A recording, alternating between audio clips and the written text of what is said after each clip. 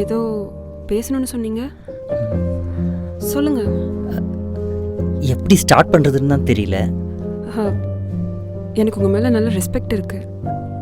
ஃப்ரெண்டாக பேசுகிறீங்கன்னா பேசலாம். வேற ஏதாச்சும் இன்டென்ஷன்னா ப்ளீஸ். ஏங்க இவ்வளோ ஸ்ட்ரிக்டாக இருக்கீங்க? உங்களுக்கு எதுவும் தெரியலன்னா நான் எக்ஸ்பிளைன் பண்ணலாம். நீங்கள் தான் உங்கள் ஃப்ரெண்ட்ஸு, என் ஃப்ரெண்ட்ஸு, என் க்ளோஸ் சர்க்கிள், என் ரிலேட்டிவ்ஸ்னு எல்லார்கிட்டயும் என்னை பற்றி கேட்டு தெரிஞ்சுக்கிட்டீங்கல்ல. எல்லாம் தெரிஞ்சும் நீங்கள் கேட்குறீங்க பார்த்தீங்களா? எல்லாம் தெரிஞ்சும் நான் கேட்குறேன்னா உங்களுக்கே புரிஞ்சிருக்கும். புரியாத அளவுக்கு நான் ஒன்றும் மரமண்டை கிடையாது. இருந்தாலும் சொல்கிறேன், எனக்கு தோஷம் இருக்கு.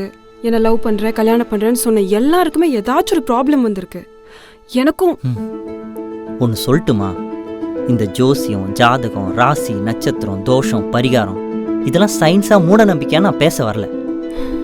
இந்த 10 பொருத்தமும் பார்த்து மேரேஜ் பண்ணுறவங்களுக்குள்ளேயும் பிரச்சனை வருது, 10 வருஷம் லவ் பண்ணி மேரேஜ் பண்ணுறவங்களுக்கும் பிரச்சனை வருது, ஏன் ஈவன் டிவோர்ஸ்க்கும் போகுது. எனக்கு தெரிஞ்ச ஒரு கப்புள் 3 இயர்ஸாக லவ் பண்ணியிருக்காங்க. அவங்க வீட்டு பர்மிஷனோட மேரேஜ் பண்ணணும்னு அவங்க வீட்டில் சொல்லியிருக்காங்க. அவங்களும் ஓகே சொல்லிட்டாங்க. எதுக்கும் ஒரு தடவை ஜாதகம் பார்த்துலான்னு பார்த்துருக்காங்க, சுத்தமாக பொருத்தமே இல்லை.